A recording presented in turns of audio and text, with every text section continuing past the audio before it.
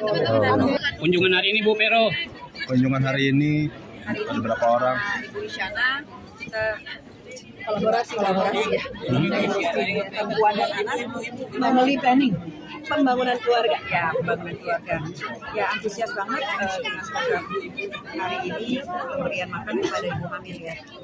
Karena program pencegahan stunting ini sebenarnya dimulai dari ketika ibu hamil di kandungan. Jadi banyak kadang-kadang ibu hamil itu suka lupa kalau kandungannya itu juga bayi yang harus dikasih makan yang bergizi.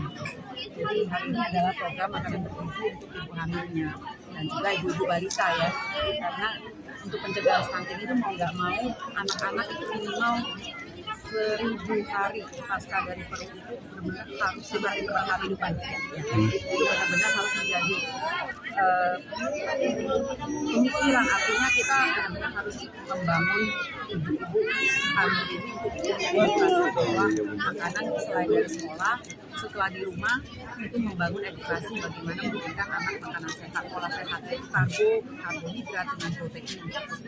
Jadi itu harus seimbang supaya anak-anak mendapat gizi. Setelah menerima manfaat tadi apa yang disampaikan oleh ibu hamil dan ibu menyusui? Ya, ibu sangat senang, bahkan tadi ada yang nangis terharu ya, karena itu kebetulan nenek yang punya menjaga cucunya 4,5 dan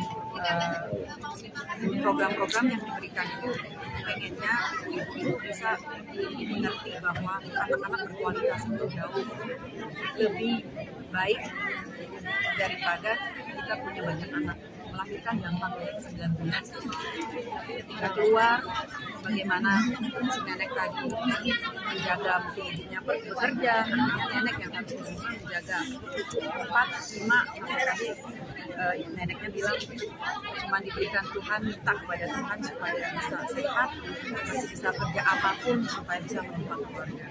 Artinya program family planning itu penting banget karena organisasi keluarga itu anak berkualitas jauh lebih baik. Anak berkualitas itu baik, kita jaga baik, kasih makan yang benar, kasih sekolah yang tinggi sehingga program Pak Presiden untuk generasi 2045 bisa tercapai.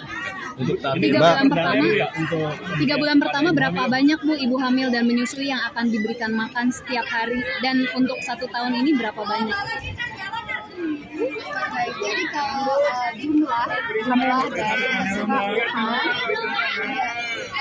jumlah dari keseluruhan ibu hamil dan ibu menyusui, Mbak Isyana ada datanya, silakan disampaikan. Ya, jadi kalau Kementerian Pendidikan dan Pembangunan Keluarga seperti BKKBN memang memiliki tugas, salah satunya adalah pendataan keluarga dan itu dihasilkan setiap tahun dan biasanya kemarin dan hasilnya adalah dari pendataan keluarga itu juga terlihat bahwa jumlah ibu hamilnya adalah 1.070 juta. Kemudian ibu menyusuinya di sekitar angka 3,7 juta. Untuk saat ini memang program ini masih dijalankan di sejumlah titik. Belum sebanyak 190 seperti yang untuk program anak-anak sekolah. Karena memang ada hal-hal teknis yang perlu diatur selanjutnya, terutama terkait dengan kesiapan masing-masing SPPG atau satuan pelayanan pemenuhan gizi yang dimiliki oleh BGN. Kami dengan BGN terus berkoordinasi dan bekerja sama dan dari kementerian kami juga koordinasi dengan kader yang jumlahnya banyak, ada dari keluarganya juga hampir 600 kader yang kita nanti akan lihat kira-kira teknisnya seperti apa. Kalau untuk awal memang untuk pembagian makanan gizi gratis ibu hamil, ibu menyusui dan anak-anak usia prasekolah itu di 1 minggu sekali terlebih dahulu dan sudah ada dilakukan di beberapa titik. Selain di Ciracas ini ada juga di Warung Kiara, kemudian juga ada di Bojong Koneng, dan sekarang Nah, kira-kira titiknya nanti akan diberikan di posyandu pasti 10.000. Itu adalah salah satu alternatif yang bisa dilakukan untuk pembagiannya. Tapi selanjutnya ke depan semua sistem ini akan terus disempurnakan agar nantinya seluruh ibu hamil bisa mendapatkan. Tapi tahap pertama ini memang masih di sebagian. Mbak, Untuk kemarin kan program sempat biayanya? sempat ramai Untuk kan program yang di biayanya? Sulteng itu kan masih memakai biaya dari sisa Prabowo. Nah, ini untuk memastikannya untuk yang kali ini nih yang saat ini apakah memang sudah yang 71 T apa masih pakai dana yang sebelum Pak Prabowo? Baik, saya juga Itu jawab gimana? ya terkait dengan hal itu ya. Jadi proses ini adalah dapur SPPG ini dalam satu skema perjanjian kerjasama dengan pemerintah. Jadi tentunya perjanjian kerjasama dengan pemerintah di sana ada perjanjiannya, gitu ya, akan dibayarkan kapan. Jadi ini bisa ini adalah bagian dari anggaran dari APBN tentunya.